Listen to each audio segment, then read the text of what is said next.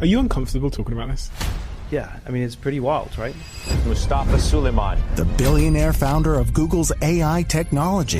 He's played a key role in the development of AI from its first critical steps. In 2020, I moved to work on Google's chatbot. It was the ultimate technology. We can use them to turbocharge our knowledge unlike anything else. Why didn't they release it?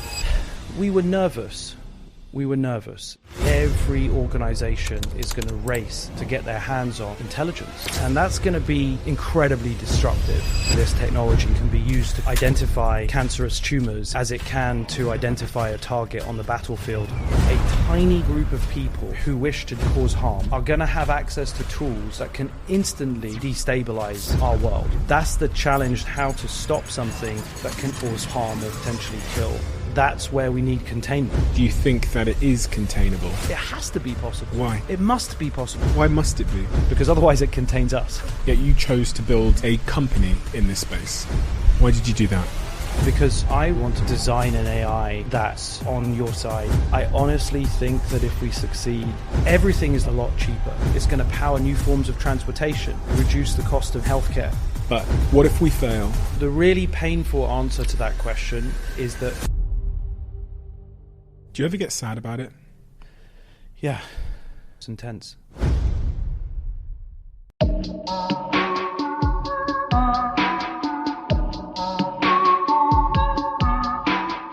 Everything that's going on with artificial intelligence now, and this new wave, and all these terms like AGI, and I saw another term in your book called ACI, which is the first time I'd heard that term. How do you feel about it emotionally? If you had to encapsulate how you feel emotionally about what's going on in this moment, how would you do? What words would you use? I would say in the past, it would have been petrified. And I think that over time, as you really think through the consequences and the pros and cons and the trajectory that we're on, you adapt and you understand that actually there is something incredibly inevitable about this trajectory, and that we have to wrap our arms around it and guide it and control it as a collective species, as humanity. And I think the more you realize how much influence we collectively can have over this outcome, the more empowering it is. Because on the face of it, this is really going to be the tool that helps us tackle all the challenges that we're facing as a species, right? We need to fix water desalination. We need to grow food 100x cheaper than we currently do. We need renewable energy to be, ubiquitous and everywhere in our lives. We need to adapt to climate change. Everywhere you look, in the next 50 years, we have to do more with less. And there are very, very few proposals, let alone practical solutions for how we get there. Training machines to help us as aides, scientific research partners, inventors, creators is absolutely essential. And so the upside is phenomenal. It's enormous. But AI isn't just a thing. It's not an inevitable whole. Its form isn't inevitable, right? Its form, the exact way that it manifests and appears in our everyday lives and the way that it's governed and who it's owned by and how it's trained, that is a question that is up to us collectively as a species to figure out over the next decade. Because if we don't embrace that challenge, then it happens to us. And that's really what I have been wrestling with for 15 years of my career, is how to intervene in a way that this really does benefit everybody. And those benefits far, far outweigh the potential risks. At what stage were you petrified? So I founded DeepMind in 2010. And over the course of the first few years, our progress was fairly modest. But quite quickly in sort of 2013, as the deep learning revolution began to take off, I could see glimmers of very early versions of AIs learning to do really clever things. So for example, one of our big initial achievements was to teach an AI to play the Atari games. So remember Space Invaders and Pong, where you bat a ball from left to right. And we trained this initial AI to purely look at the raw pixels, screen by screen, flickering or moving in front of the AI, and then control the actions up, down, left, right, shoot or not. And it got so good at learning to play this simple game simply through attaching a value between the reward, like it was getting score, and taking an action, that it learned some really clever strategies to play the game really well that us games players and humans hadn't really even noticed, or at least people in the office hadn't noticed it. Some professionals did. And that was amazing to me, because I was like, wow, this simple system that learns through a set of stimuli plus a reward to take some actions can actually discover mini strategies, clever tricks to play the game well that us humans hadn't occurred to us, right?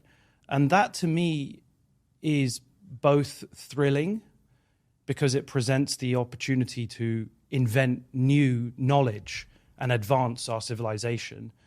But of course, in the same measure, it's also petrifying. Mm. Was there a particular moment when you were at DeepMind where you had that kind of eureka moment, like a day, when something happened and it caused that epiphany, I guess? Was it? Yeah, it was actually a moment even before 2013 where I remember standing in the office and watching a very early prototype of one of these image generation models that was trained to generate new handwritten black and white digits. So imagine 0 to 1, 2, 3, 4, 5, 6, 7, 8, 9, all in different style of handwriting on a tiny grid of like 300 pixels by 300 pixels in black and white. And we were trying to train the AI to generate a new version of one of those digits, a number 7 in a new handwriting. Sounds so simplistic today, given the incredible photorealistic images that are being generated, right? And I just remember so clearly, it took sort of 10 or 15 seconds and it just resolved. The number appeared. It went from complete black to like slowly gray, and then suddenly these were like white pixels appeared out of the black darkness, and it revealed a number 7. And that sounds so simplistic in hindsight, but it was amazing. I was like, wow, the model kind of understands the representation of a 7 well enough to generate a new example of a number 7, an image of a number 7. You know, and you roll forward 10 years and our predictions were correct. In fact, it was quite predictable in hindsight, the trajectory that we were on. More compute plus vast amounts of data has enabled us within a decade to go from predicting black and white digits, generating new versions of those images, to now generating unbelievable photorealistic, not just images, but videos, novel videos with a simple natural language instruction or a prompt. What has surprised you? You said you referred to that as predictable, but what has surprised you about what's happened over the last decade? So I think what was predictable to me back then was the generation of images and of audio, because the structure of an image is locally contained. So pixels that are near one another create straight lines and edges and corners, and then eventually they create eyebrows and noses and eyes and faces and entire scenes. And I could just intuitively, in a very simplistic way, I could get my head around the fact that, okay, well, we're predicting these number 7s. You can imagine how you then can expand that out to entire images, maybe even to videos, maybe, to audio too. What I said, a couple seconds ago is connected in phoneme space in the spectrogram. But what was much more surprising to me was that those same methods for generation applied in the space of language. Language seems like such a different abstract space of ideas. When I say like the cat sat on the, most people would probably predict mat, right? but it could be table, car, chair, tree. It could be mountain, cloud. I mean, there's a gazillion possible next word predictions. And so the space is so much larger. The ideas are so much more abstract. I just couldn't wrap my intuition around the idea that we would be able to create the incredible large language models that you see today. Your ChatGPTs. ChatGPT, Google Bard. the Google's Bard, Inflection, my new company, has an AI called Pi, Pi.ai, which stands for personal intelligence. And it's as good as ChatGPT, but much more emotional and empathetic and kind. So it's just super surprising to me that just growing the size of these large language models, as we have done, by 10x every single year for the last 10 years, we've been able to produce this. And that's just an amazingly large number. If you just kind of pause for a moment to grapple with the numbers here. In 2013, when we trained the Atari AI that I mentioned to you at DeepMind, that used 2 petaflops of computation. So peta, P-E-T-A, stands for 1,000,000 billion calculations. A flop is a calculation. So 2 million billion, right? Which is already an insane number of calculations. Lost me at 2. It's totally crazy. Yeah, just 2 of these units that are already really large. And every year since then, we've 10x'd the number of calculations that can be done, such that today, the biggest language model that we train at Inflection uses 10 billion petaflops. So 10 billion, million, billion calculations. I mean, it's just unfathomably large number. And what we've really observed is that scaling these models by 10x every single year produces this magical experience of talking to an AI that feels like you're talking to a human that is super knowledgeable and super smart. There's so much that's happened in public conversation around AI, and there's so many questions that I have. I've been speaking to a few people about artificial intelligence to try and understand it, and I think where I am right now is I feel quite scared. But when I get scared, it's not the type of scared that makes me anxious. It's not like an emotional scared. It's a very logical scared.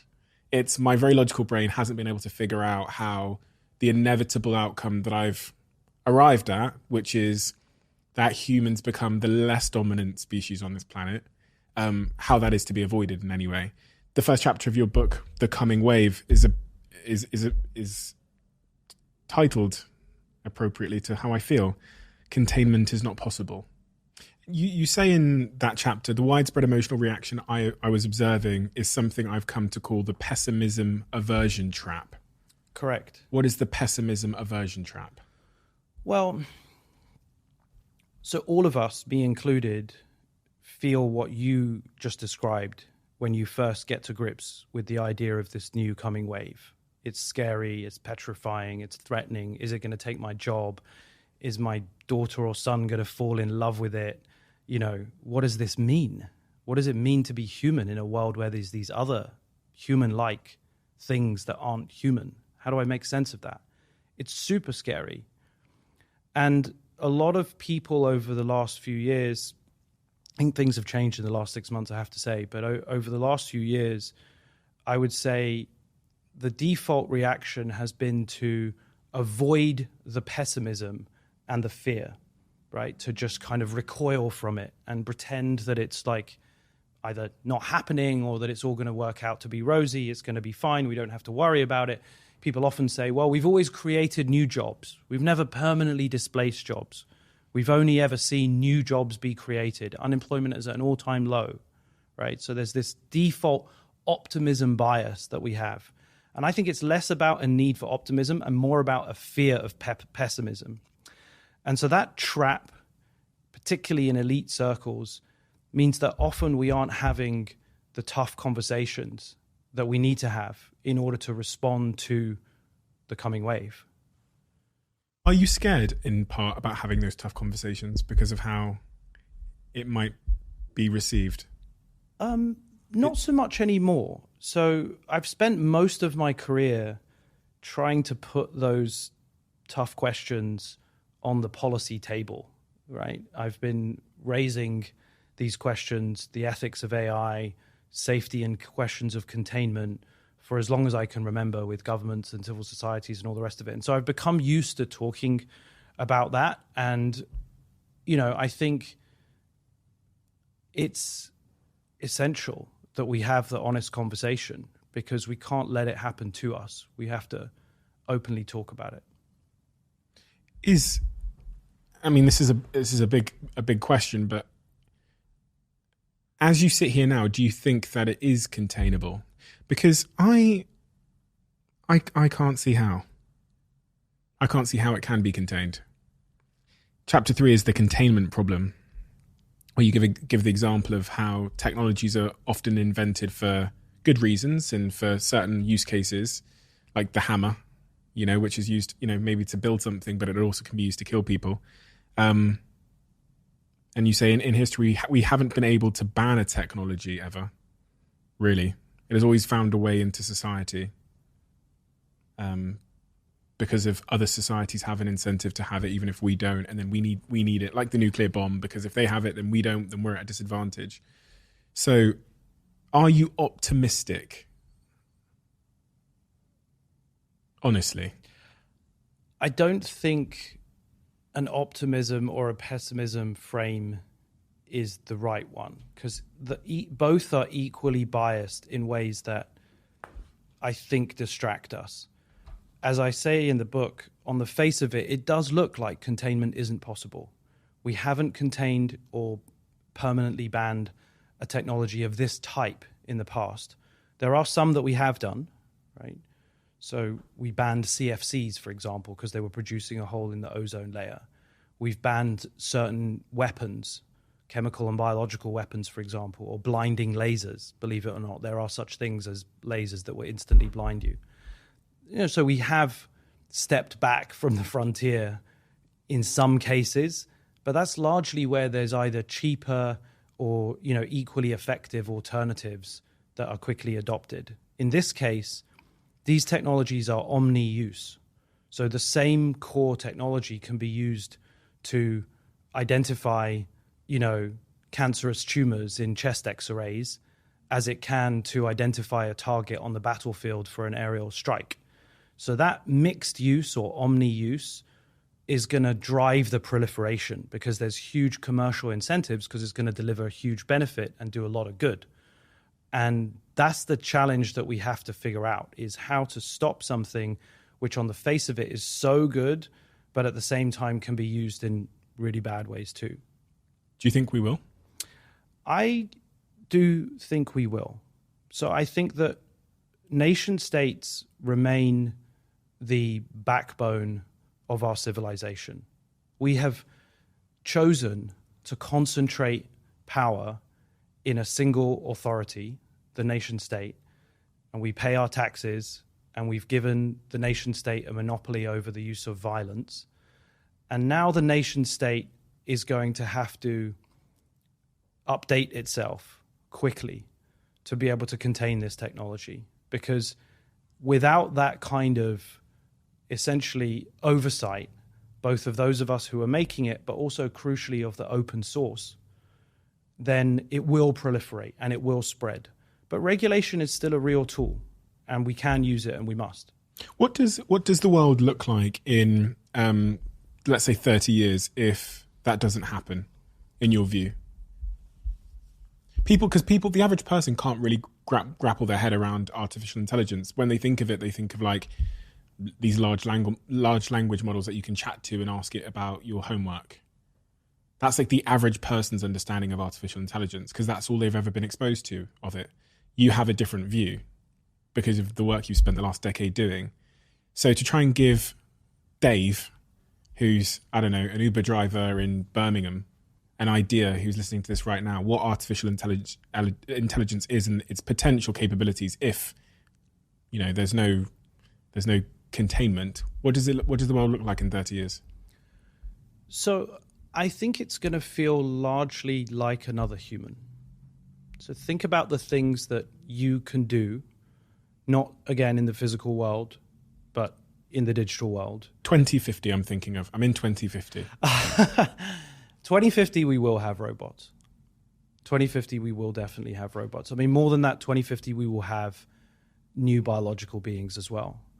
Because the same trajectory that we've been on with hardware and software is also going to apply to the platform of biology.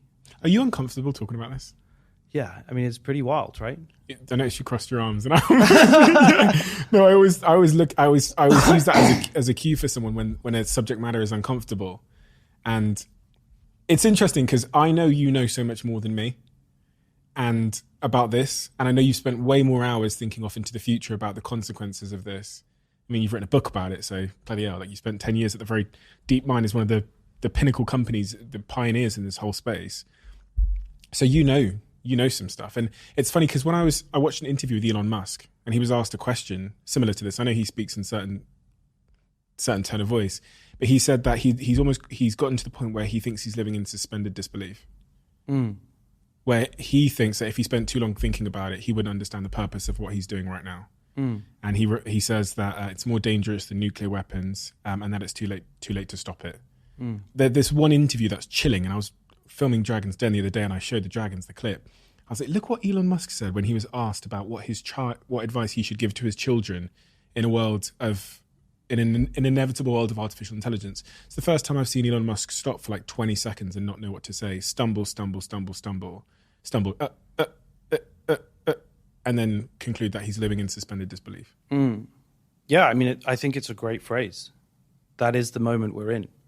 We have to, that's what I said to you about the pessimism aversion trap, we have to confront the probability of seriously dark outcomes. And we have to spend time really thinking about those consequences, because the competitive nature of companies and of nation states is going to mean that every organization is going to race to get their hands on intelligence. Intelligence is going to be a new form of capital, right? Just as there was a grab for land, or there's a grab for oil, there's a grab for anything that enables you to do more with less, faster, better, smarter, right? And we can clearly see the predictable trajectory of the exponential improvements in these technologies. And so we should expect that wherever there is power, there's now a new tool to amplify that power, accelerate that power, turbocharge it, right? And, you know, in 2050, if you ask me to look out there, I mean, of course it makes me grimace. That's why I was like, oh my God, it really does feel like a new species. And that has to be brought under control. We cannot allow ourselves to be dislodged from our position as the dominant species on this planet. We cannot allow that. You mentioned robots. So these are sort of adjacent technologies that are rising with artificial intelligence, robots. You mentioned new biological species.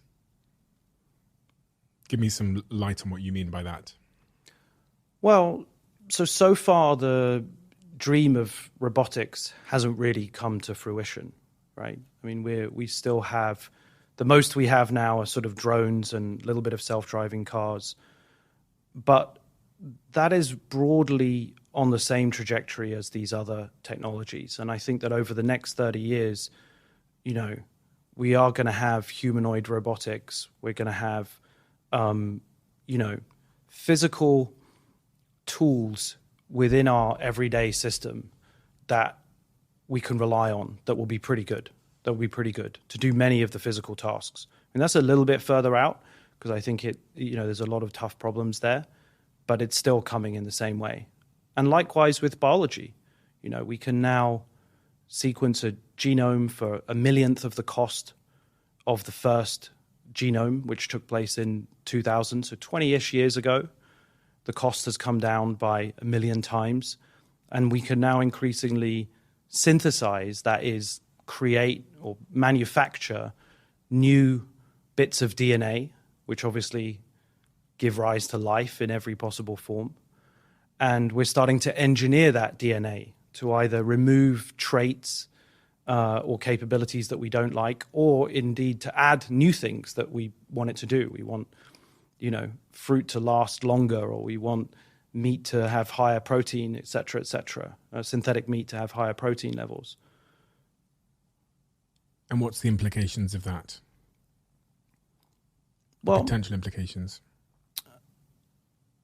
I think that the darkest scenario there is that people will experiment with pathogens, engineered, synthetic pathogens that might end up accidentally or intentionally being more transmissible, i.e. they can spread faster, or more lethal, i.e. they cause more harm or potentially kill. Like a pandemic. And that's where we need containment, right? We have to limit access to the tools and the know-how to carry out that kind of experimentation. So one framework of thinking about this with respect to making containment possible is that we really are experimenting with dangerous materials. And anthrax is not something that can be bought over the internet, that can be freely experimented with. And likewise, the very best of these tools in a few years' time are going to be capable of creating, new synthetic pandemic pathogens. And so we have to restrict access to those things. That means restricting access to the compute. It means restricting access to the software that runs the models, to the cloud environments that provide APIs, provide you access to experiment with those things. And of course, on the biology side, it means restricting access to some of the substances. And people aren't going to like this. People are not going to like that claim, because it means that those who want to do good with those tools, those who want to create a startup, the small guy, the little developer that struggles to comply with all the regulations, they're going to be pissed off, understandably, right? But that is the age we're in. Deal with it. Like, we have to confront that reality. That means that we have to approach this with the precautionary principle, right? Never before in the invention of a technology or in the creation of a regulation have we proactively said we need to go slowly. We need to make sure that this first does no harm, the precautionary principle. And that is just an unprecedented moment. No other technology's done that, right? Because I think we collectively in the industry, those of us who are closest to the work, can see a place in 5 years or 10 years where it could get out of control. And we have to get on top of it now. And it's better to forego, give up some of those potential upsides or benefits until we can be more sure that it can be contained, that it can be controlled, that it always serves our collective interests. And I think about that. So I think about what you've just said there about being able to create these pathogens, these diseases, viruses, etc., that could become weapons or whatever else. But with artificial intelligence and the power of that intelligence, with these pathogens, you could theoretically ask one of these systems to create a virus, a very deadly virus. You could ask the artificial intelligence to create a very deadly virus that has certain properties, maybe even that mutates over time in a certain way, so it only kills a certain amount of people, kind of like a nuclear bomb of viruses that you could just hit an enemy with. Now, if I hear that and I go, okay, that's powerful, I would like one of those. There might be an adversary out there that goes, I would like one of those just in case America get out of hand. And America's thinking, I want one of those in case Russia gets out of hand. And so, okay, you might take a precautionary approach in the United States, but that's only going to put you on the back foot when China or Russia or one of your adversaries accelerates forward in that path. And this was the same with the nuclear bomb. And, You nailed it. I mean, that is the race condition. We refer to that as the race condition. The idea that if I don't do it, the other party is going to do it, and therefore I must do it. But the problem with that is that it creates a self-fulfilling prophecy. So the default there is that we all end up doing it. And that can't be right, because there is a opportunity for massive cooperation here. There's a shared that is between us and China and every other quote unquote them or they or enemy that we want to create, we've all got a shared interest in advancing the collective health and well-being of humans and humanity. How well have we done at promoting shared interest? Well, in the development of technologies over the years, even at like a corporate level, even, the Nuclear Non-Proliferation Treaty has been reasonably successful. There's only 9 nuclear states in the world today. We've stopped many, like 3 countries actually gave up nuclear weapons because we incentivized them with sanctions and threats and economic rewards. Small groups have tried to get access to nuclear weapons and so far have largely failed. It's expensive though, right? And hard to, like uranium as a chemical, to keep it stable and to buy it and to house it. I mean, I couldn't just put it in the shed. You certainly couldn't put it in a shed. You can't download uranium-235 off the internet. It's not available open source. That is totally true. So it's got different characteristics for sure. But a kid in Russia could, in his bedroom could download something onto his computer that's incredibly harmful in the artificial intelligence department, right? I think that will be possible at some point in the next 5 years. It's true, because there's a weird trend that's going on here. On the one hand, you've got the cutting edge AI models that are built by Google and OpenAI and my company Inflection, and they cost hundreds of millions of dollars, and there's only a few of them. But on the other hand, what was cutting edge a few years ago is now open source today. So GPT-3, which came out in the summer of 2020, is now reproduced as an open source model. So the code and the weights of the model, the design of the model, and the actual implementation code is completely freely available on the web. And it's tiny. It's like 60 times or 60, 70 times smaller than the original model, which means that it's cheaper to use and cheaper to run. And that's, as we said earlier, like that's the natural trajectory of technologies that become useful. They get more efficient, they get cheaper, and they spread further. And so that's the containment challenge. That's really the essence of what I'm sort of trying to raise in my book, is to frame the challenge of the next 30 to 50 years as around containment and around confronting proliferation. Do you believe, because we're both going to be alive unless unless some robot kills us, but we're both going to be alive in 30 years' time. I hope so. Maybe the podcast will still be going unless AI is now taking my job. It's very possible. So I'm going to sit you here and, when you'll be what, 60, 68 years old? I'll be 60. And I'll say, at that point when we have that conversation, do you think we would have been successful in containment at a global level? I think we have to be. I can't even think that we're not. Why?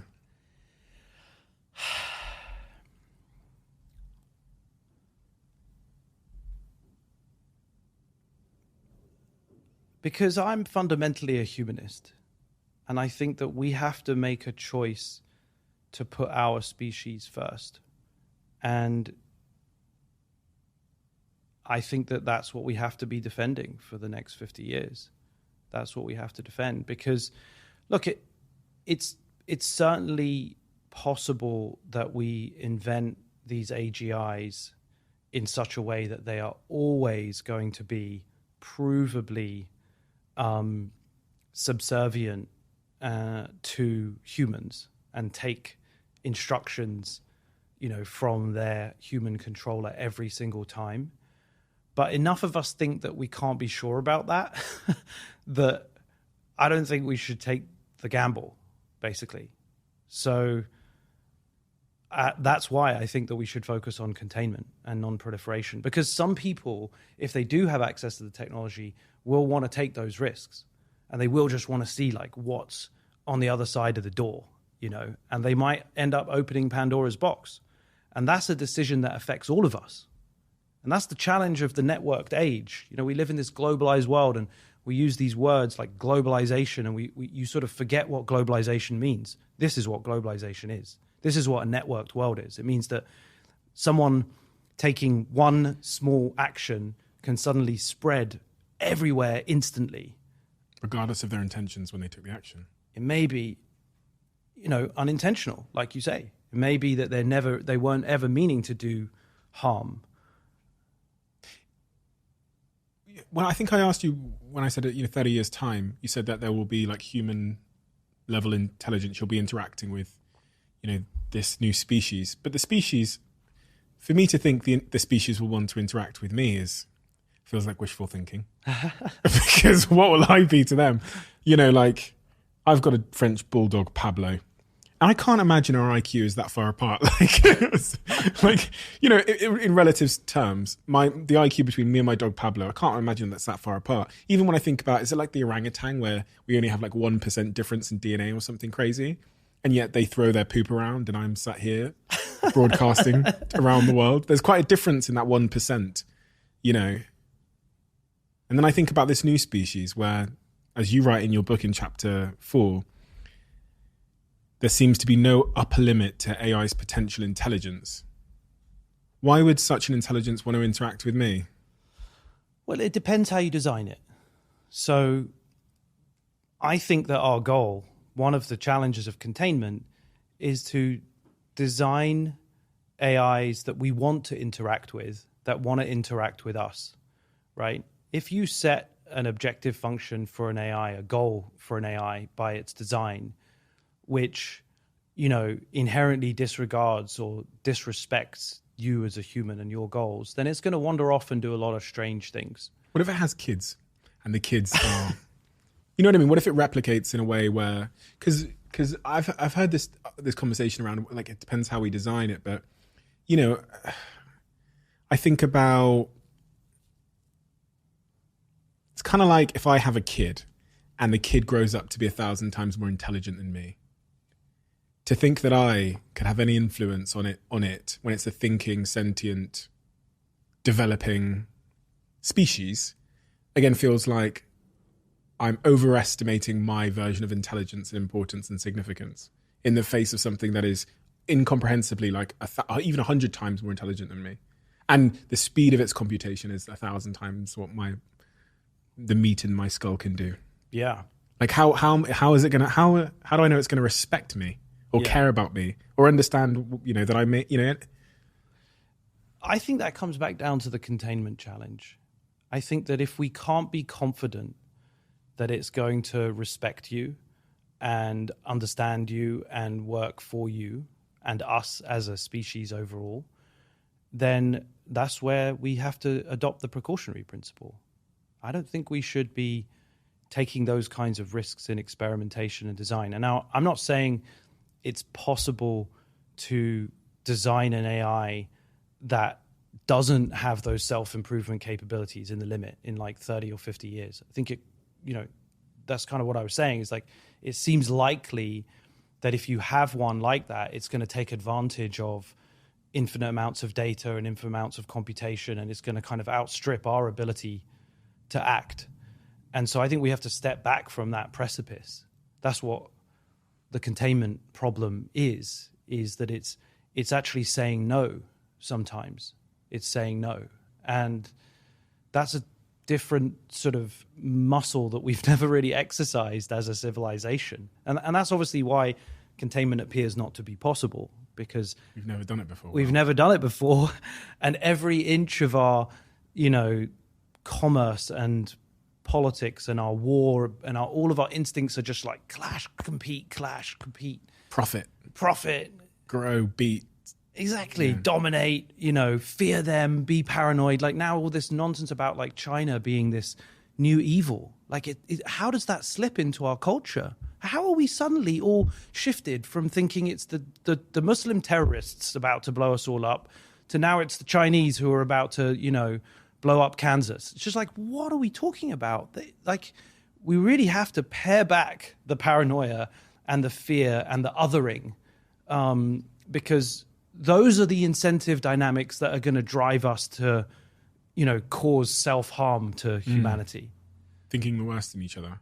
There's a couple of key moments when, in my understanding of artificial intelligence, that have been kind of paradigm shifts for me. Because I think, like many people, I thought of artificial intelligence as, like like a child I was raising, and I'd code it to do certain things. So I'd code it to play chess, and I would tell it the moves that are conducive with being successful in chess. And then I remember watching that like AlphaGo documentary, right, which I think was DeepMind, wasn't it? That was us, yeah. You guys. So you programmed this artificial intelligence to play the game Go, which is kind of like, just think of it kind of like a chess or a backgammon or whatever.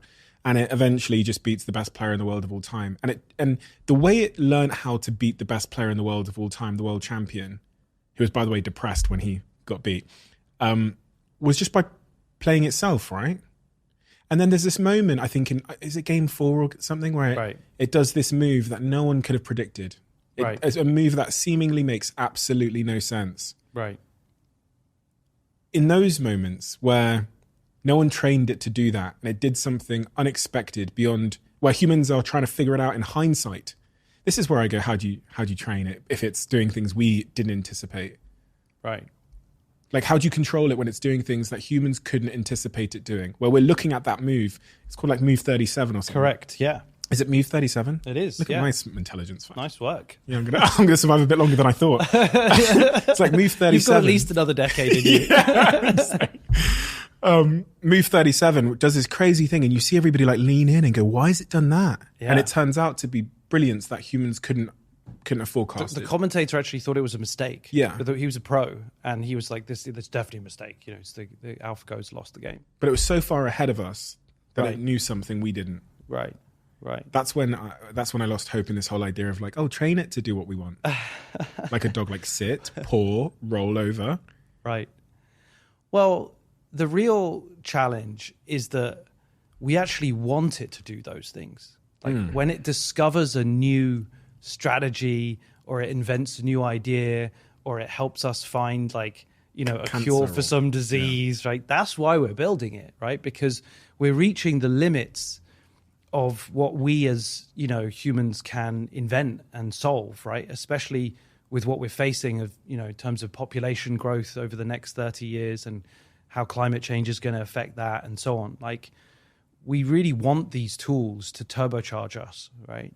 And yet, like, it's that creativity and that invention which obviously makes us also feel, well, maybe it is really going to do things that we don't like, for sure, right?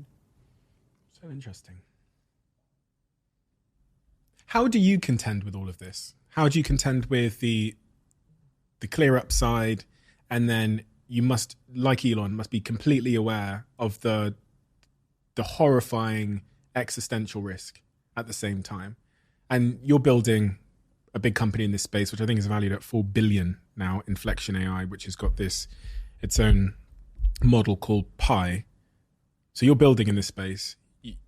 You understand the incentives at both a nation state level and a corporate level that we're going to keep plowing forward. Even if the US stops, there's going to be some other country that sees that as a huge advantage. Their economy will swell because they did. If this company stops, then this one's going to get a huge advantage, and their shareholders are, you know, everyone's investing in AI, full steam ahead. But you can see this huge existential risk. Is it suspended? Is that the path forward? Suspended disbelief? I mean, just to kind of like just know that I feel like I know that's going to happen. No one's been able to tell me otherwise. But just don't think too much about it, and you'll be okay. I think you can't give up, right? I think that in some ways, your realization, exactly what you've just described, like weighing up two conflicting and horrible truths about what is likely to happen, those contradictions, that is a kind of honesty and a wisdom, I think, that we need all collectively to realize. Because the only path through this is to be straight up and embrace, you know, the risks, and embrace the default trajectory of all these competing incentives driving forward to kind of make this feel like inevitable. And if you put the blinkers on and you kind of just ignore it, or if you just be super rosy and it's all going to be all right, and if you say that we've always figured it out anyway, then we're not going to get the energy and the dynamism and engagement from everybody to try to figure this out. And that's what gives me like reason to be hopeful, because I think that we make progress by getting everybody paying attention to this. It isn't going to be about those who are currently the AI scientists or those who are the technologists, like me, or the venture capitalists, or just the politicians. Like all of those people, no one's got answers. So that's what we have to confront. There are no obvious answers to this profound question. And I've basically written the book to say, prove that I'm wrong. Containment must be possible. And It must be. It must be possible. Why? It has to be possible. Why? It has to be. You want it to be. I desperately want it to be, yeah. Why must it be? Because otherwise I think you're in the camp of believing that this is the inevitable evolution of humans, the transhuman kind of view. Some people would argue, like, let's stretch the timelines out. Okay. So let's not talk about 30 years. Let's talk about 200 years. Like, what is this going to look like in 2200? You tell me. You're smarter than me. I mean, it's mind-blowing. It's mind-blowing. What is the answer? We'll have quantum computers by then. What's a quantum computer? A quantum computer is a completely different type of computing architecture, which, in simple terms, basically allows you to those calculations that I described at the beginning, billions and billions of flops. Those billions of flops can be done in a single computation. So everything that you see in the digital world today relies on computers processing information. And the speed of that processing is a friction. It kind of slows things down, right? You remember back in the day, old school modems, 56K modem, the dial-up sound and the image pixel loading, like pixel by pixel. That was because the computers were slow. And we're getting to a point now where the computers are getting faster and faster and faster. And quantum computing is like a whole new leap, like way, way, way beyond where we currently are. And so, by analogy, how would I understand that? So, like, if I've got my dial-up modem over here, and then quantum computing over here, right? What's the difference? Well, I don't know. It's really difficult to explain. Is it like a billion times faster? Oh, it's like billions of billions times faster.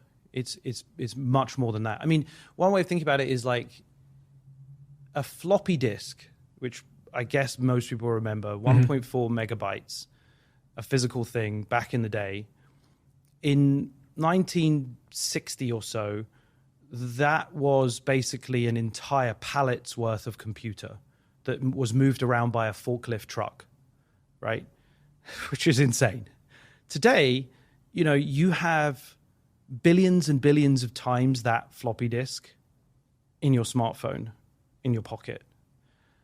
Tomorrow, you're going to have billions and billions of smartphones in minuscule wearable devices.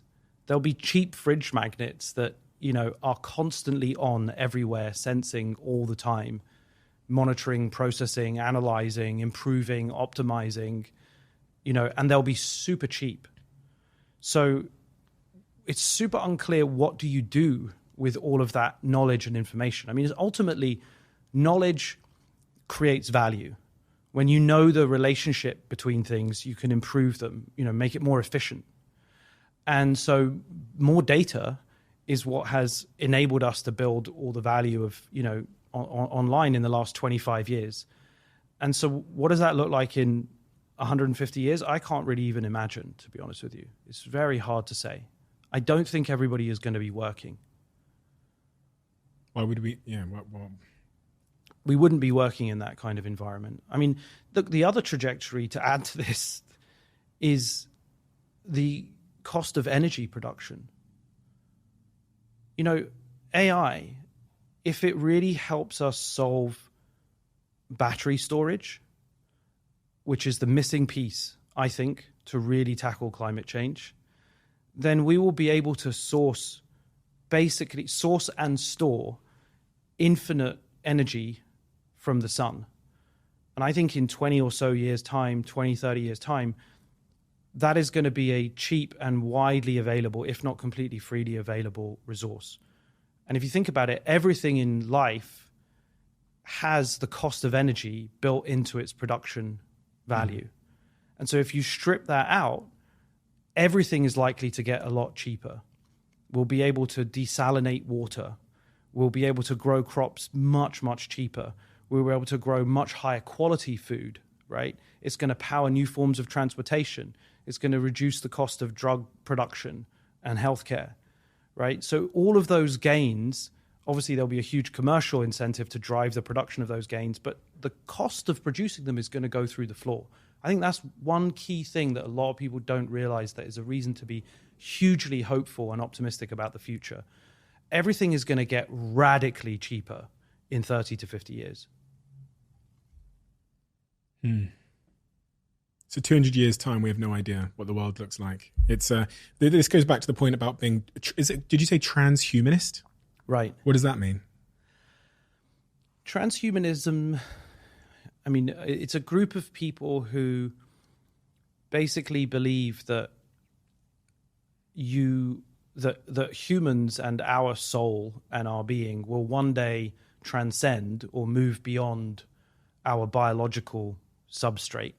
Ah, okay. So our physical body, our brain, our biology is just an enabler for your intelligence and who you are as a person. And there's a group of kind of crackpots, basically, I think, who think that we're going to be able to upload ourselves to a silicon substrate, right? A computer that can hold the essence of what it means to be Steven. So you in 2200 could well still be you by their reasoning, but you'll live on a server somewhere. Why are they wrong? I think about all these adjacent technologies like biological advancements. Did you call it like biosynthesis or something? Yeah, synthetic biology. Synthetic biology. I think about the nanotechnology development. Right. I think about quantum computing, the progress in artificial intelligence, everything becoming cheaper. And I think, why are they wrong? It's hard to say precisely, but broadly speaking, I haven't seen any evidence yet that we're able to extract the essence of a being from a brain, right? It's that kind of dualism that, you know, there is a mind and a body and a spirit. That is I don't see much evidence for that, even in neuroscience, that actually it's much more one and the same. So I don't think, you know, you're going to be able to emulate the entire brain. So their thesis is that, well, some of them cryogenically store their brain after death. Jesus. So they have it. They wear these, like, you know how you have like an organ donor tag or whatever. So they have a cryogenically freeze me when I die tag. And so there's like a special like ambulance services that will come pick you up, because obviously you need to do it really quickly. The moment you die, you need to get put into a cryogenic freezer to preserve your, you know, brain forever. I personally think this is nuts, but, you know, their belief is that you'll then be able to reboot that biological brain and then transfer you over. It doesn't seem plausible to me. When you said at the start of this little topic here that it must be possible to contain it, you said it must be possible. The reason why I struggle with that is because in chapter 7, you say a line in your book that AI is more autonomous than any other technology in history. For centuries, the idea that technology is somehow running out of control, a self-directed and self-propelling force beyond the realms of human agency, remained a fiction, not anymore. And this idea of autonomous technology that is acting uninstructed and is intelligent, and then you say we must be able to contain it. It's kind of like a massive dog, like a big Rottweiler. Yeah. That is, you know, 1,000 times bigger than me, and me looking up at it and going, I'm going to take you for a walk. Yep. Yeah. And then it just looking down at me and just stepping over me or stepping on me. Well, that's actually a good example, because we have actually contained Rottweilers before. We've contained gorillas and, you know, tigers and crocodiles and pandemic pathogens and nuclear weapons. And so it's easy to be, a hater on what we've achieved. But this is the most peaceful moment in the history of our species. This is a moment when our biggest problem is that people eat too much. Think about that. We've spent our entire evolutionary period running around looking for food and trying to stop, our enemies throwing rocks at us. And we've had this incredible period of 500 years where, each year things have broadly, well, maybe each century, let's say, there's been a few ups and downs, but things have broadly got better. And we're on a trajectory for, lifespans to increase and quality of life to increase and health and well-being to improve. And I think that's because in many ways we have succeeded in containing forces that appear to be more powerful than ourselves. It just requires unbelievable creativity and adaptation. It requires compromise, and it requires a new tone, right? A much more humble tone to governance and politics and how we run our world. Not this kind of like hyper-aggressive, adversarial, paranoia tone that we talked about previously, but one that is like much more wise than that, much more accepting that we are unleashing this force that does have that potential to be the Rottweiler that you described, but that we must contain that as our number one priority. That has to be the thing that we focus on, because otherwise it contains us. I've been thinking a lot recently about cybersecurity as well, just broadly on an individual level. In a world where there are these kinds of tools, which seems to be quite close, large language models, it brings up this whole new question about cybersecurity and cyber safety. And, in a world where there's these ability to generate audio and language and videos that seem to be real, what can we trust? And, I was watching a video of a young girl whose grandmother was called up by a voice that was made to sound like her son, saying he'd been in a car accident and asking for money, and her nearly sending the money. Or this whole, because this really brings into focus that our lives are built on trusting the things we see, hear, and watch. And now we're at it feels like a moment where we're no longer going to be able to trust what we see on the internet, on the phone. What advice do you have for people who are worried about this? So skepticism, I think, is healthy and necessary, and I think that we're going to need it even more than we ever did, right? And so if you think about how we've adapted to the first wave of this, which was spammy email scams, everybody got them, and over time people learned to identify them and be skeptical of them and reject them. Likewise, I'm sure many of us get like text messages. I certainly get loads of text messages trying to phish me and ask me to meet up or do this, that, and the other. And we've adapted, right? Now, I think we should all know and expect that criminals will use these tools to manipulate us, just as you described.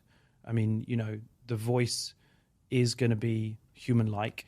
The deep fake is going to be super convincing. And there are actually ways around those things. So, for example, the reason why the banks invented OTP, one-time passwords, where they send you a text message with a special code, is precisely for this reason, so that you have a 2FA, a two-factor authentication. Increasingly, we will have a 3 or 4-factor authentication, where you have to triangulate between multiple separate independent sources, and it won't just be like call your bank manager and release the funds, right? So this is where we need the creativity and energy and attention of everybody, because defense, the kind of defensive measures, have to evolve as quickly as the potential offensive measures, the attacks that are coming. I heard you say this, that you think some people are, for many of these problems, we're going to need to develop AIs to defend us from the AIs. Right. We kind of already have that, right? So we have automated ways of detecting spam online these days. most of the time there are machine learning systems which are trying to identify when your credit card is used in a fraudulent way. That's not a human sitting there looking at patterns of spending traffic in real time. That's an AI that is like flagging that something looks off. Likewise with data centers or security cameras, a lot of those security cameras these days are, have tracking algorithms that look for, surprising sounds, or like if a glass window is smashed, that will be detected by an AI often that is, listening on the security camera. So, that's kind of what I mean by that, is that increasingly those AIs will get more capable and we'll want to use them for defensive purposes. And that's exactly what it looks like to have good, healthy, well-functioning, controlled AIs that serve us. I went on one of these large language models and said to me, I said to the large language model, give me an example where an artificial intelligence takes over the world or whatever and just results in the destruction of humanity. And then tell me what we'd need to do to prevent it. And it gave me this wonderful example of this AI called Cynthia that threatens to destroy the world. And it says the way to defend that would be a different AI, which had a different name. And it said that this one would be acting in human interests. And we'd basically be fighting one AI with another AI. And of course, at that level, if Cynthia started to wreak havoc on the world and take control of the nuclear weapons and infrastructure and all that, we would need an equally intelligent weapon to fight it. Although one of the interesting things that we've found over the last few decades is that it so far tended to be the AI plus the human that is still dominating. That's the case in chess, in Go, in other games. In Go, it's still... Yeah, so there was a paper that came out a few months ago, 2 months ago, that showed that a human was actually able to beat the cutting edge Go program, even one that was better than AlphaGo, with a new strategy that they had discovered. So obviously it's not just a sort of game over environment where the AI just arrives and it gets better. Like, humans also adapt. They get super smart. They, like I say, get more cynical, get more skeptical, ask good questions, invent their own things, use their own AIs to adapt. And that's the evolutionary nature of what it means to have a technology, right? I mean, everything is a technology. Like, your pair of glasses made you smarter in a way. Like, before there were glasses and people got bad eyesight, they weren't able to read, suddenly those who did adopt those technologies were able to read for, longer in their lives or under low light conditions, and they were able to consume more information and got smarter. And so that is the trajectory of technology. It's this iterative interplay between, human and machine that makes us better over time. The potential consequences if we don't reach a point of containment, yet you chose to build a company in this space. Yeah. Why that? Why did you do that? Because I believe that the best way to demonstrate how to build safe and contained AI is to actually experiment with it in practice. And I think that if we are just skeptics or critics and we stand back from the cutting edge, then we give up that opportunity to shape outcomes to, all of those other actors that we referred to, whether it's like China and the US going at each other's throats, or other big companies that are purely pursuing profit at all costs.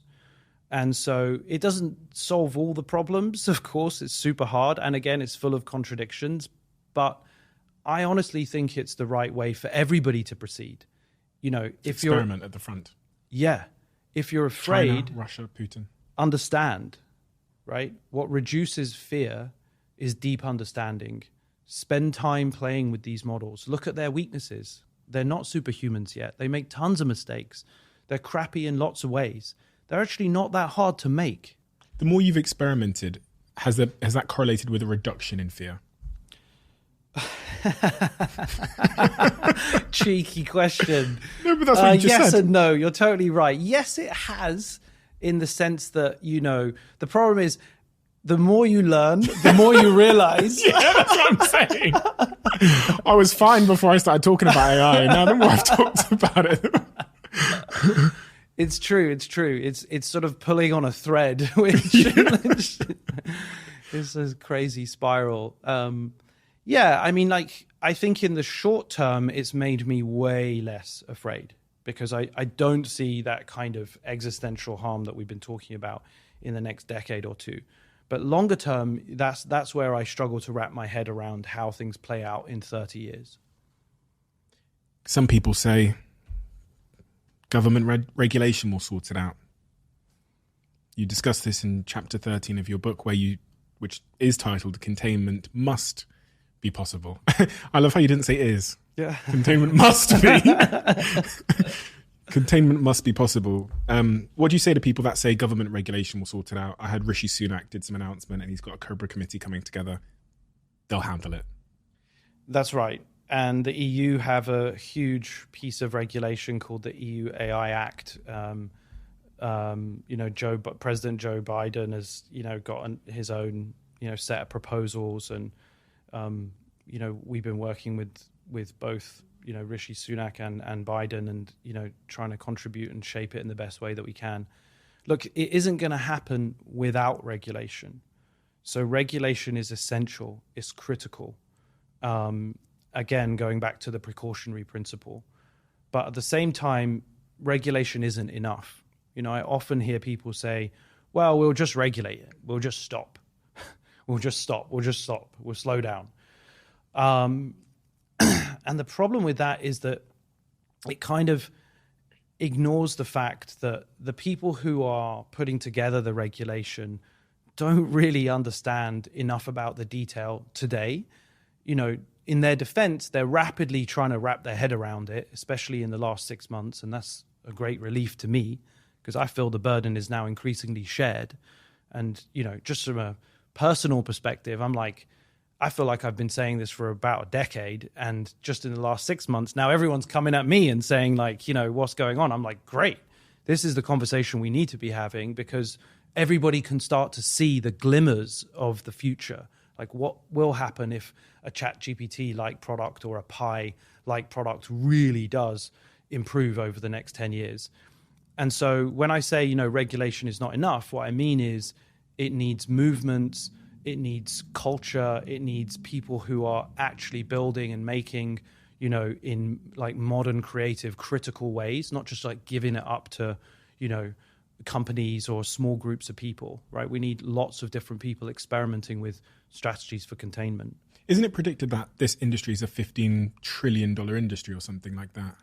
Yeah, I've heard that. It is. That's a lot. So if I'm Rishi and I know that I'm going to be chucked out of office, Rishi's the Prime Minister of the UK. If I'm going to be chucked out of office in 2 years unless this economy gets good, I don't want to do anything to slow down that $15 trillion bag that I could be on the receiving end of. I would definitely not want to slow that $15 trillion bag and give it to like America or Canada or some other country. I'd want that $15 trillion windfall to be on my country. Right. So I have no, other than the long-term, health and success of humanity. In my 4-year election window, I've got to do everything I can to boost these numbers and get us looking good. So I could give you lip service, but listen, I'm not going to be here unless these numbers look good. Right. Exactly. That's another one of the problems. Short-termism is everywhere. Who is responsible for thinking about the 20-year future? Who is it? I mean, that's a deep question, right? I mean, the world is happening to us on a decade-by-decade timescale. It's also happening hour by hour. So change is just ripping through us. And this arbitrary window of governance of like a 4-year election cycle, where actually it's not even 4 years, because by the time you've got in, you do some stuff for 6 months, and then by month 12 or 18, you're starting to think about the next cycle, and are you going to pull, it's just like the short-termism is killing us, right? And we don't have an institutional body whose responsibility is stability. You could think of it as like a global technology stability function? What is the global strategy for containment that has the ability to introduce friction when necessary, to implement the precautionary principle, and to basically keep the peace? That, I think, is the missing governance piece which we have to invent in the next 20 years. And it's insane because I'm basically describing the UN Security Council plus the World Trade Organization, all these huge, global institutions which formed after, the horrors of the Second World War, have actually been incredible. They've created interdependence and alignment and stability, right? Obviously, there's been a lot of bumps along the way in the last 70 years, but broadly speaking, it's an unprecedented period of peace. And when there's peace, we can create prosperity. And that's actually what we're lacking at the moment, is that we don't have an international mechanism for coordinating among competing nations, competing corporations, to drive the peace. In fact, we're actually going kind of in the opposite direction. We're resorting to the old school language of a clash of civilizations with like China is the new enemy. They're going to come to dominate us. We have to dominate them. It's a battle between two poles. China's taken over Africa. China's taken over the Middle East. We have to count. I mean, it's just like that can only lead to conflict. That just assumes that conflict is inevitable. And so when I say regulation is not enough, no amount of good regulation in the UK or in Europe or in the US is going to deal with that clash of civilizations language, which we seem to have become addicted to. If we need that global collaboration to be successful here, are you optimistic now that we'll get it? Because the same incentives are at play with climate change and AI. Why would I want to reduce my carbon emissions when it's making me loads of money? Or why would I want to reduce my AI development when it's going to make us 15 trillion? Yeah. So the really painful answer to that question is that we've only really ever driven extreme compromise and consensus in two scenarios. One, off the back of unimaginable catastrophe and suffering, Hiroshima, Nagasaki, and the Holocaust and World War II, which drove 10 years of consensus and new political structures, right? And then the second is... we did fire the bullet, though, didn't we? We fired a couple of those nuclear bombs. Exactly. And that's why I'm saying the brutal truth of that is that it takes a catastrophe to trigger the need for alignment, right? So that's one. The second is where there is an obvious mutually assured destruction,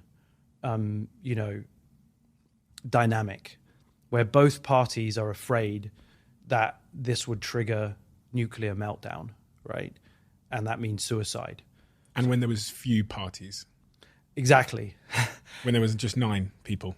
Exactly. You could get all 9. But when we're talking about artificial technology, there's going to be more than 9 people, right? That have access to the full sort of power of that technology for nefarious reasons. I don't think it has to be like that.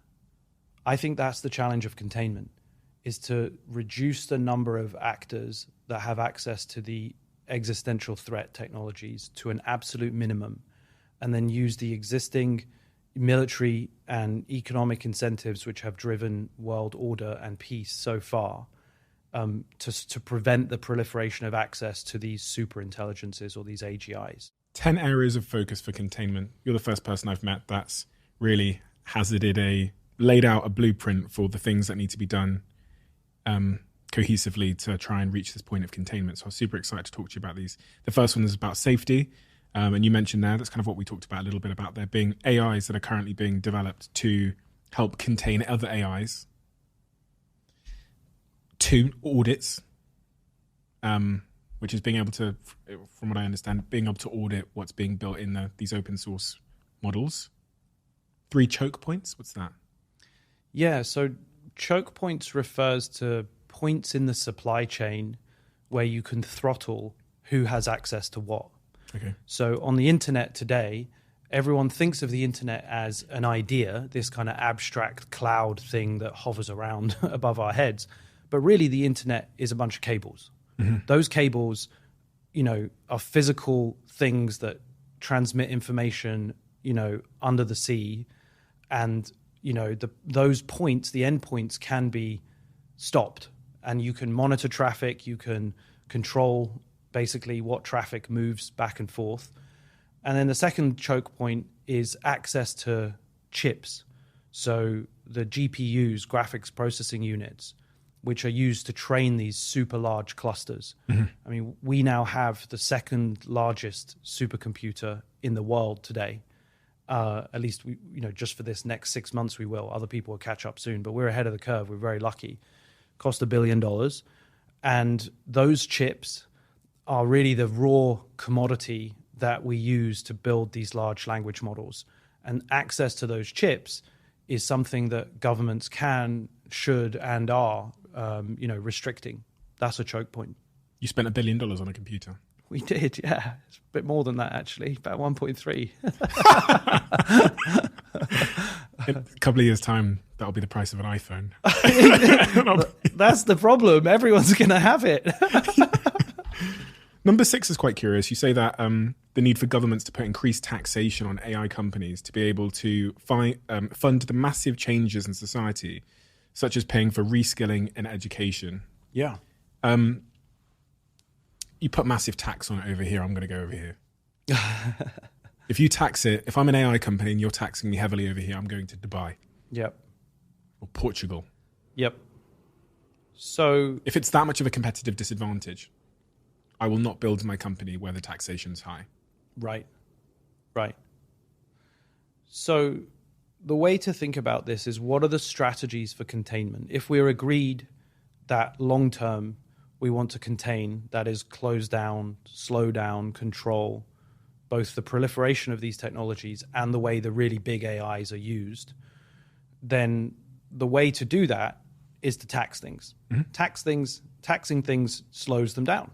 And that's what you're looking for, provided you can coordinate internationally. So you're totally right that, some people will move to Singapore or to Abu Dhabi or Dubai or whatever. The reality is that at least for the next, sort of period, I would say 10 years or so, the concentrations of intellectual, horsepower will remain the big mega cities, right? I moved from London in 2020 to go to Silicon Valley, and I started my new company in Silicon Valley because the concentration of talent there is overwhelming. All the very best people are there in AI and software engineering. So I think it's quite likely that that's going to remain the case for the foreseeable future. But in the long term, you're totally right. It's another coordination problem. How do we get nation states to collectively agree that we want to try and contain, that we want to slow down? Because as we've discussed with the proliferation of dangerous materials or on the military side, there's no use one person doing it or one country doing it if others race ahead. And that's the conundrum that we face. I don't consider myself to be a pessimist in my life. I consider myself to be an optimist generally. I think that, as you've said, I think we have no choice but to be optimistic. And I have faith in humanity. We've done so many incredible things and overcome so many things. And I also think I'm really logical, as in I'm the type of person that needs evidence to change my beliefs. Either way. When I look at all of the whole picture, having spoken to you and several others on this subject matter, I see more reasons why we won't be able to contain than reasons why we will, especially when I dig into those incentives. You talk about incentives at length in your book at different points, and it's clear that all the incentives are pushing towards a lack of containment, especially in the short and midterm, which tends to happen with new technologies. In the short and midterm, it's like a land grab. The gold is in the stream. We all rush to get the shovels and the sieves and stuff. And then we realize the unintended consequences of that. Hopefully not before it's too late. In chapter 8, you talk about unstoppable incentives at play here. The coming wave represents the greatest economic prize in history. And scientists and technologists are all too human. They crave status, success, and legacy. And they want to be recognized as the first and the best. They're competitive and clever, with a carefully nurtured sense of their place in the world and in history. Right. I look at you, I look at people like Sam from OpenAI, Elon. You're all humans. with the same understanding of your place in history and status and success. You all want that, right? Right. There's a lot of people that maybe don't have as good a track record of you at doing the right thing, which you certainly have, that will just want the status and the success and the money. Incredibly strong incentives. I always think about incentives as being the thing that you look at when you want to understand how people will behave. All of the incentives on a geopolitical level, on a global level, suggest that containment won't happen. Am I right in that assumption? That all the incentives suggest containment won't happen in the short or mid-term until there is a tragic event that forces us towards that idea of containment. Or if there is a threat of mutually assured destruction, right? So that's the case that I'm trying to make, is that let's not wait for something catastrophic to happen so it's self-evident that we all have to work towards containment, right? I mean, you would have thought that the potential threat, the potential idea that COVID-19 was a side effect, let's call it, of a laboratory in Wuhan that was exploring gain-of-function research, where it was deliberately trying to basically make the pathogen more transmissible. You would have thought that warning to all of us, let's not even debate whether it was or wasn't, but just the fact that it's conceivable that it could be, that should really, in my opinion, have forced all of us to instantly agree that this kind of research should just be shut down. We should just not be doing gain-of-function research. On what planet could we possibly persuade ourselves that we can overcome the containment problem in biology? Because we've proven that we can't. Because it could have potentially got out, and there's a number of other examples of where it did get out, of other diseases like foot and mouth disease back in the 90s in the UK. But that didn't change our behavior. Right. Well, foot and mouth disease clearly didn't cause enough harm because it only killed a bunch of cattle, right? And the pandemic, we can't seem to, COVID-19 pandemic, we can't seem to agree, that it really was from a lab and not from a bunch of bats, right?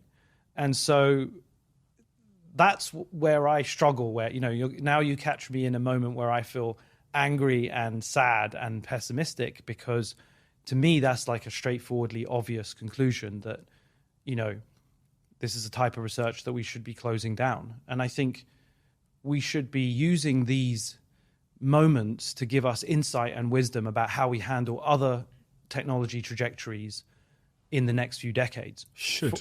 We should. That's what I'm advocating for. Must. That's the best I can do. I want to know will. Will, I think the odds are low. I can only do my best. I'm doing my best to advocate for it. I mean, I'll give you an example. I think autonomy is a type of AI capability that we should not be pursuing. Really? Like autonomous cars and stuff? Well, autonomous cars, I think, are slightly different, because autonomous cars operate within a much more constrained physical domain, right? Like, you really can. The containment strategies for autonomous cars are actually quite reassuring, right? They have, GPS control. We know exactly all the telemetry and how exactly all of those, components on board a car operate. And we can observe repeatedly that it behaves exactly as intended, right? Whereas I think with other forms of autonomy that people might be pursuing, like online, where you have an AI that is like designed to self-improve without any human oversight, or a battlefield weapon, which, like unlike a car, hasn't been, over that particular moment in the battlefield millions of times, but is actually facing a new enemy every time, every single time. And we're just going to go and, allow these autonomous weapons to have, these autonomous military robots to have lethal force. I think that's something that we should really resist. I don't think we want to have autonomous robots that have lethal force. You're a super smart guy, and I struggle to believe that you because you demonstrate such a clear understanding of the incentives in your book, that I struggle to believe that you don't think the incentives will win out, especially in the short and near term. And then the problem is, in the short and near term, as is the case with most of these waves, is we we wake up in 10 years time and go, how the hell did we get here? Right. And why, and as you say, this precautionary approach of we should have rang the bell earlier, we should have sounded the alarm earlier, but we waltzed in with optimism. Right. And with that kind of aversion to confronting the realities of it. And then we woke up in 30 years and we're on a leash. Right. And there's a big Rottweiler and we've lost control. We've lost, I would love to know someone as smart as you, I don't believe can believe that containment is possible.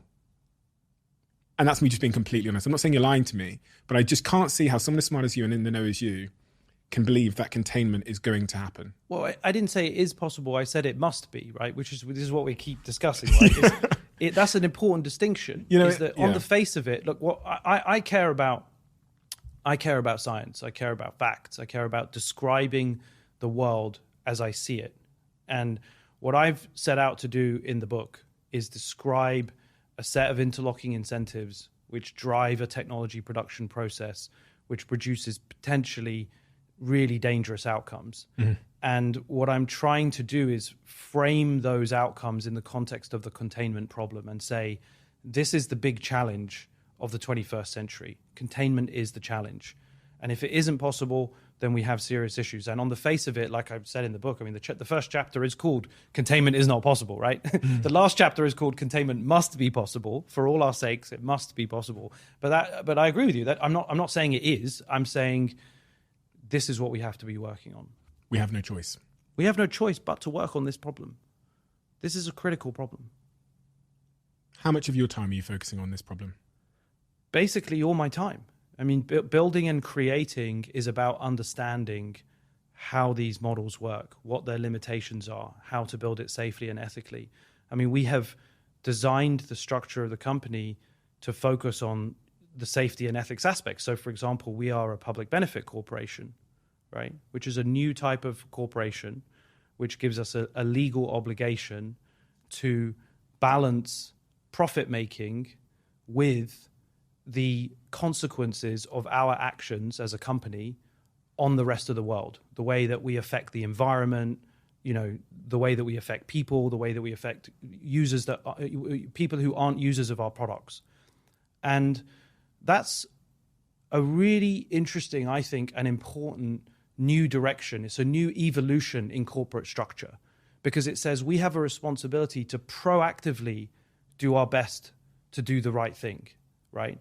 And I think that if you were a tobacco company back in the day or an oil company back in the day, and your legal charter said that your directors are liable if they don't meet the criteria of stewarding your work in a way that doesn't just optimize profit, which is what all companies are incentivized to do at the moment, talking about incentives, but actually in equal measure attend to the importance of doing good in the world.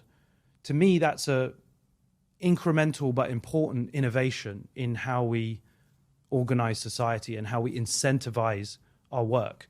So it doesn't solve everything. It's not a panacea, but that's my effort to try and take a small step in the right direction. Do you ever get sad about it, about what's happening? Yeah, for sure. For sure. It's intense.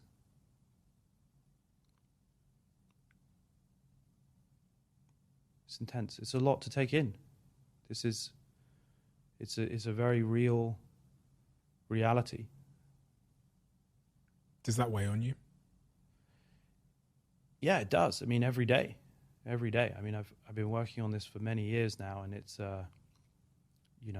it's emotionally a lot to take in. It's hard to think about the far out future and how your actions today, our actions collectively, our weaknesses, our failures, that irritation that I have that we can't learn the lessons from the pandemic, right?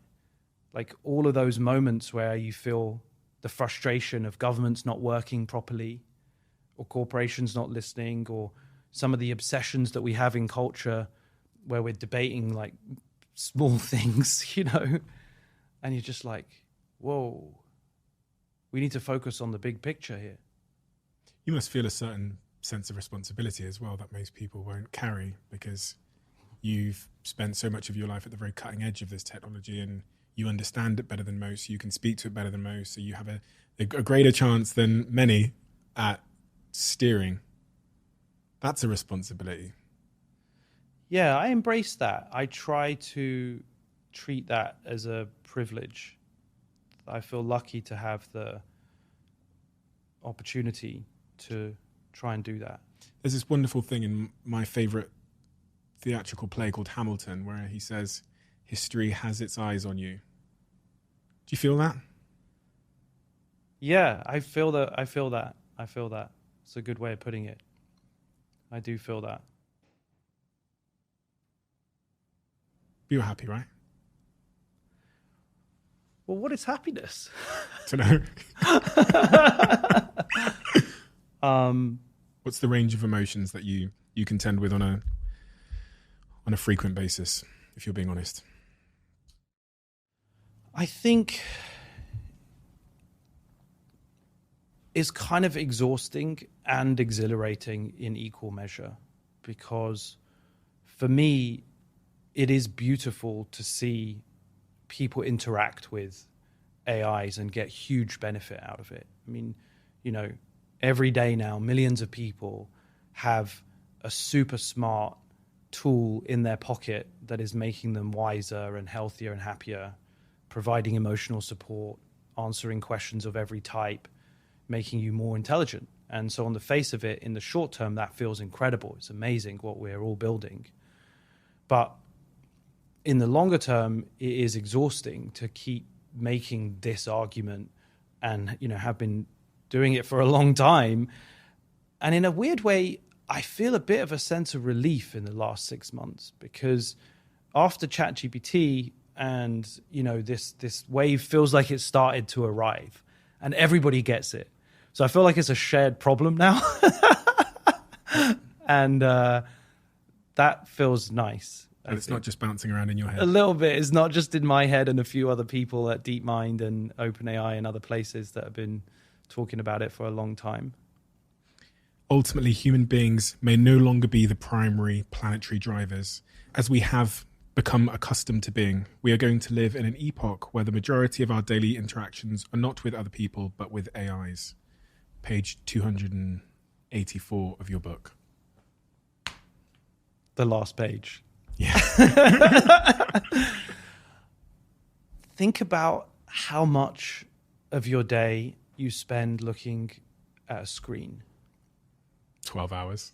Pretty much, right? Whether it's a phone or an iPad or a desktop, versus how much time you spend looking into the eyes of your friends and your loved ones. And so to me, it's like we're already there in a way. What I meant by that was, this is a world that we're kind of already in. The last 3 years, people have been talking about metaverse. And the mischaracterization of the metaverse was that it's over there. It was this like virtual world that we would all bop around in and talk to each other as these little characters. But that was totally wrong. That was a complete misframing. The metaverse is already here. It's the digital space that exists in parallel time to our everyday life. It's the conversation that you will have on Twitter, or, the video that you'll post on YouTube, or this podcast that will go out and connect with other people. It's that meta space of interaction, and I use meta to mean beyond this space, not just that weird other over there space that people seem to point to.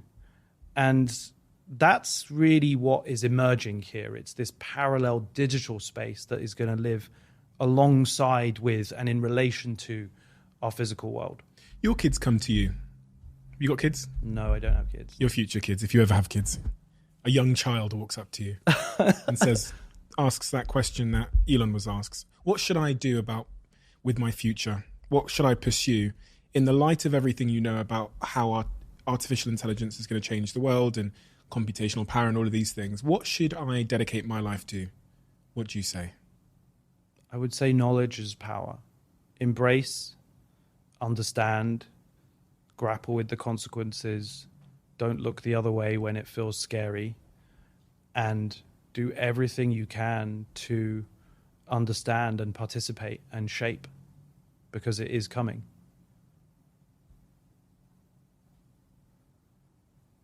And if someone's listening to this and they want to do something to help this battle, for which I think you present as the solution, containment, what can the individual do?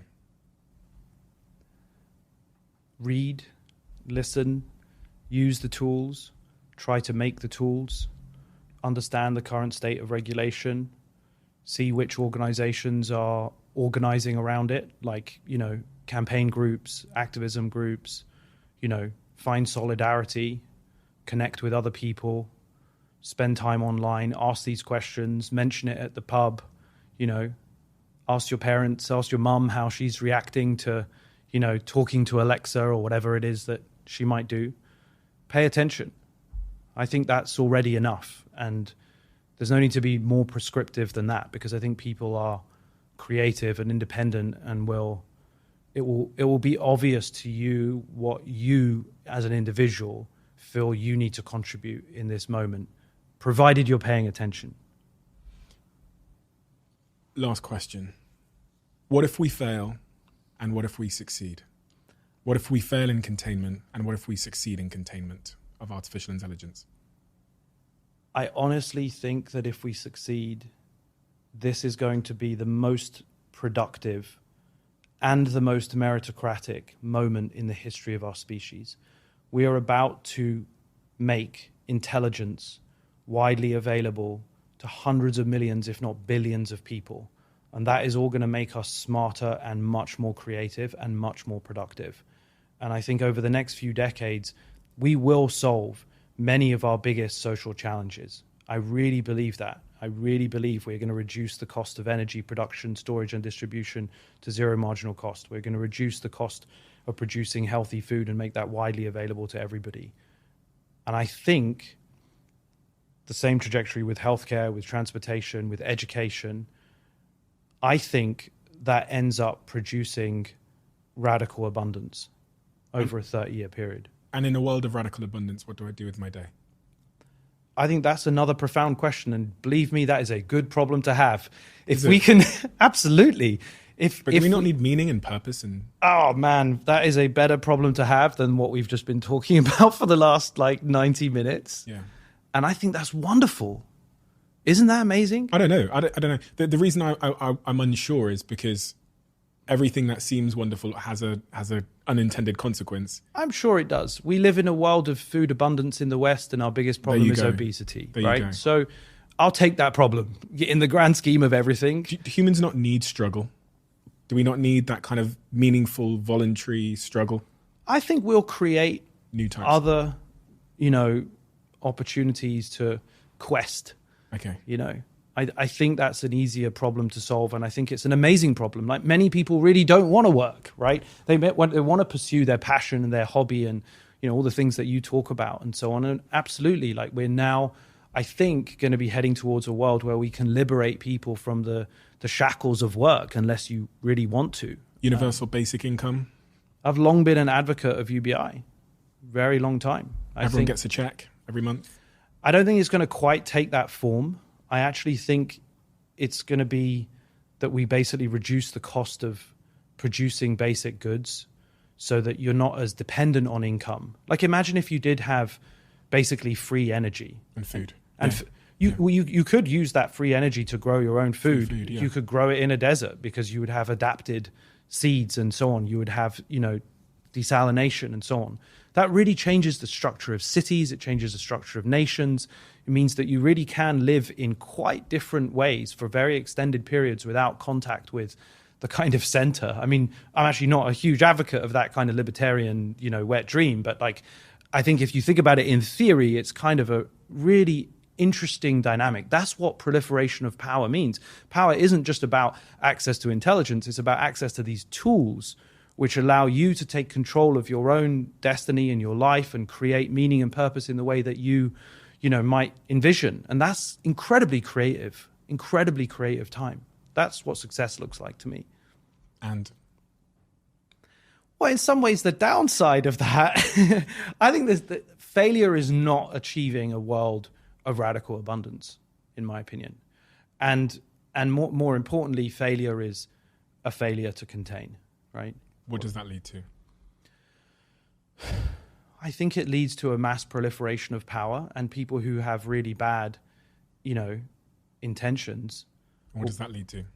Will potentially use that power to cause harm to others. This is part of the challenge, right?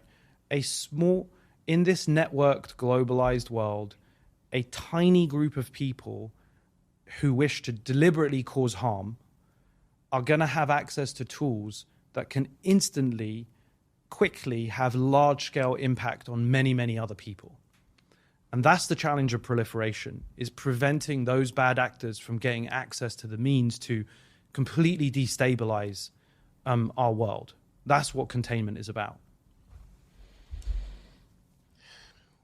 We have a closing tradition on this podcast where the last guest leaves a question for the next guest, not knowing who they're leaving the question for. The question left for you is, what is a space or place that you consider the most sacred? Well, I think one of the most beautiful places I remember going to as a child was Windermere Lake in the Lake District. And I was pretty young and on a dinghy with some family members, and I just remember it being incredibly serene and beautiful and calm. I actually haven't been back there since, but that was a pretty beautiful place. Seems like the antithesis of the world we live in. Right. Maybe I should go back there and chill out.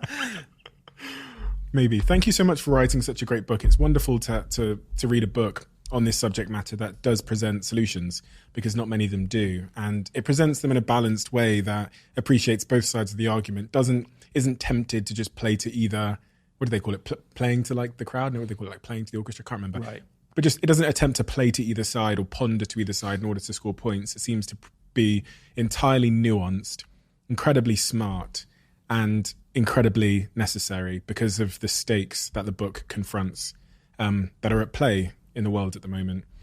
And that's really important. It's very, very, very important. And it's important that I think everybody reads this book. It's incredibly accessible as well. And I said to Jack, who's the director of this podcast, before we started recording, that there's so many terms like nanotechnology and all the stuff about like biotechnologies and quantum computing, that reading through the book, suddenly I understood what they meant. And these had been kind of exclusive terms and technologies. And I also had never understood the relationship that all of these technologies now have with each other, and how like robotics emerging with artificial intelligence is going to cause this whole new range of possibilities that, again, have a good side and a potential downside. It's a wonderful book and it's perfectly timed. It's perfectly timed. Wonderfully written, perfectly timed. I'm so thankful that I got to read it, and I highly recommend that anybody that's curious on this subject matter goes and gets the book. So thank you, Mustafa. Really, really appreciate your time, and hopefully it wasn't too uncomfortable for you. Thank you. This was awesome. I loved it. It was really fun, and thanks for such an amazing, wide-ranging conversation. Thank you.